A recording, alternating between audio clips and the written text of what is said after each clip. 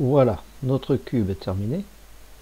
La prochaine étape sera d'isoler les surfaces extérieures parce que c'est à ces surfaces-là que nous allons accrocher les petits bouts d'images que nous avons créés tout à fait au départ.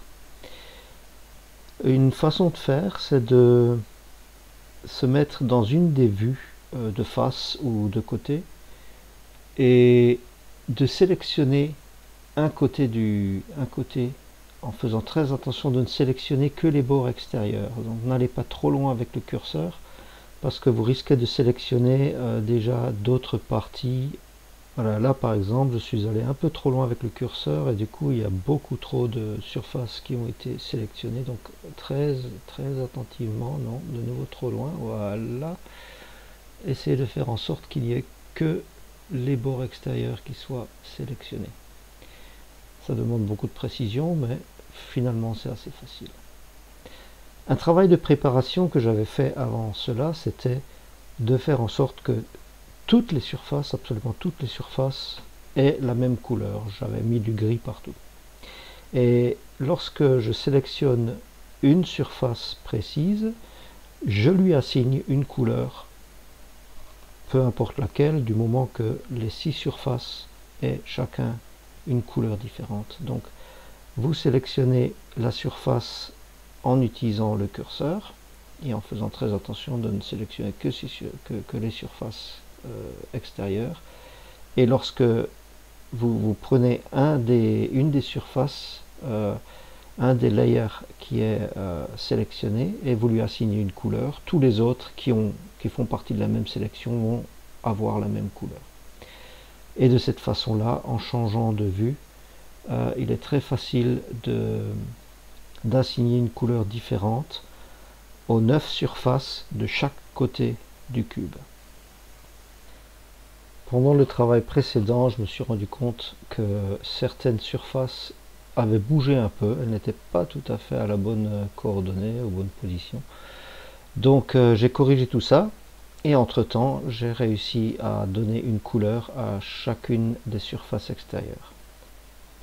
Le prochain travail sera de lier nos sources vidéo au plan correspondant, avec le numéro correspondant.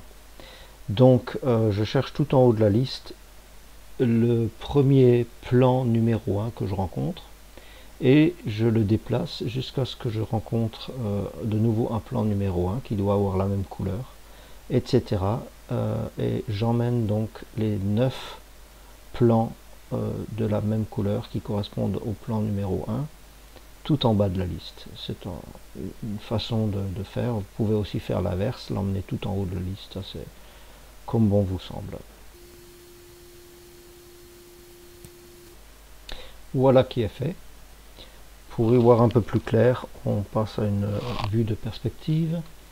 Puis nous allons chercher la surface numéro 1 que nous avons créée au début de ce tutoriel.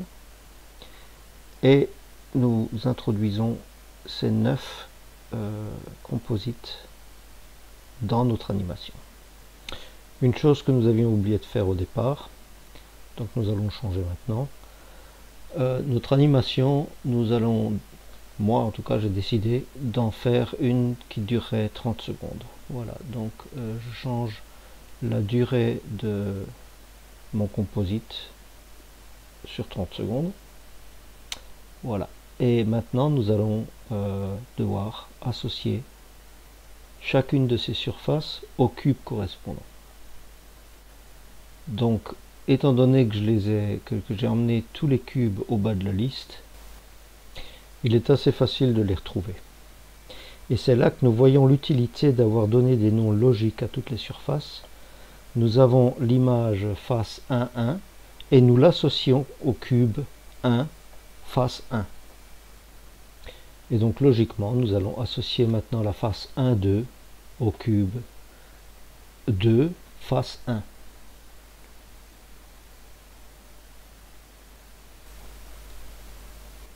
Puis de même avec la face 1, 3 que nous associons au cube 3 face 1, plan 1, pardon.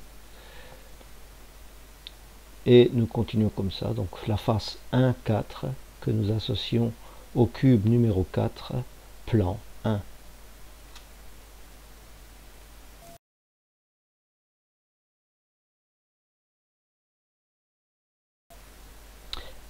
Voilà, les 9 images ont été associées. Nous allons voir ce que ça donne. Ce n'est pas exactement ce que j'attendais. Le problème, c'est que j'ai oublié un petit détail. Il faut que toutes ces images soient aussi mises en 3D. Donc voilà, on sélectionne les 9 faces et on les passe toutes en 3D.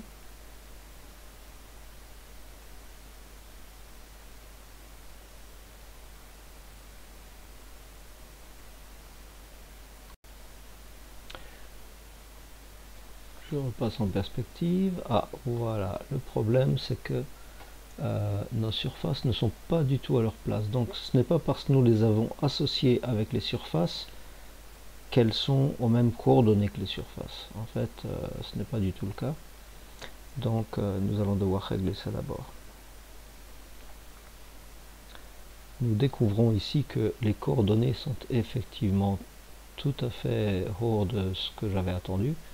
Donc c'est très simple, nous allons mettre tout cela à 0 et nous voyons par magie cette image s'attacher à la position qu'elle doit avoir. Donc nous allons faire ceci pour les 9 parties qui composent l'image totale.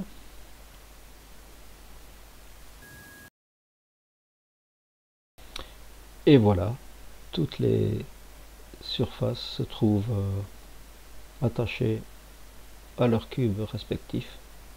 Maintenant je choisis de décaler un tout petit peu les images vers l'avant pour qu'il y ait un tout petit espace par rapport à la surface du cube en dessous.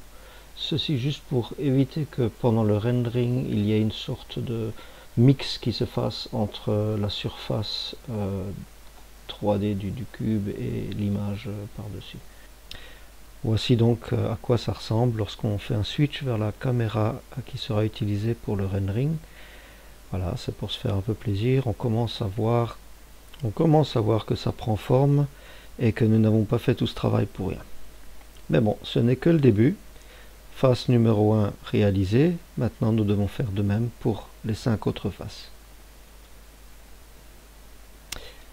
Voilà, nous allons maintenant faire de même avec une autre surface, donc attacher les images.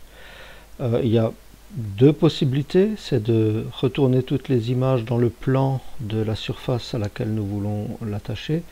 Moi j'ai opté pour une autre méthode, j'ai d'abord tourné le cube d'un quart de tour, de façon que la surface sur laquelle je veux attacher la nouvelle image se trouve en face de moi. Donc pour faire ceci facilement, j'ai créé un nouveau point et je vais attacher les points que nous avons définis pour chacun des petits cubes à ce point central. Alors il me suffira de tourner ce point central dans la position que je désire et tout le cube va suivre.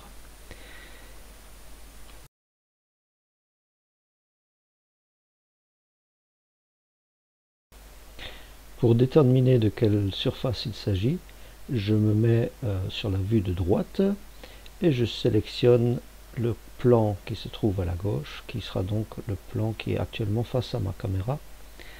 Voilà, et une petite vérification, nous voyons que tous les plans sélectionnés sont de la même couleur, et c'est donc ce plan bleu qui appartient, qui est le plan numéro 3.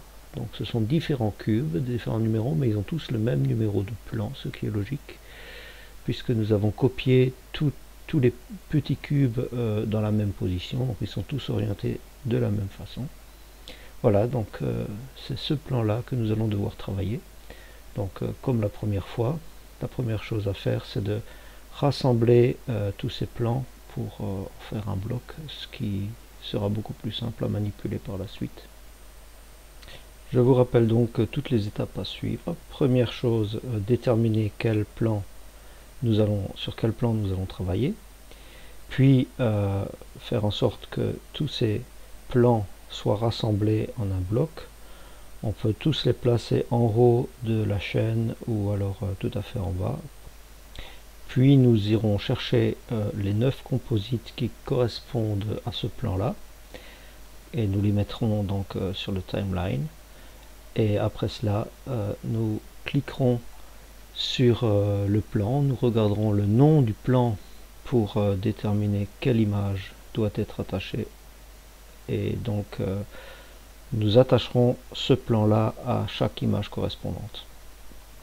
Ne pas oublier, quand les images sont importées, de les mettre également en 3D. Voilà, et nous ferons ça surface par surface jusqu'à ce que les 6 surfaces du cube soient couvertes avec leurs images respectives.